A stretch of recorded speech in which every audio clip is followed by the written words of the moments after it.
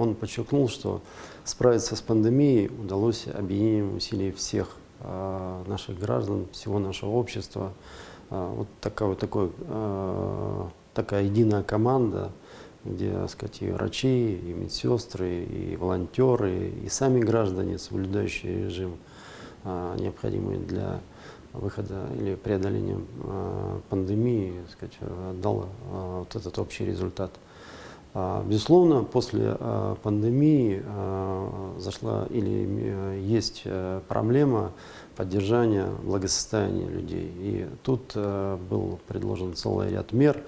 Они направлены на тех, кто действительно нуждается в этом. Это семьи с детьми, одинокие родители с детьми. Значит, очень много предложений, касающихся и поддержки предпринимательства. Ну и такой большой блок – это именно развитие регионов. Было подчеркнуто президентом особо, что это программа, целая программа развития регионов. В эту программу входят, естественно, или вошли такие серьезные направления. Первое, как инфраструктурные кредиты, о котором сказал президент и объявил.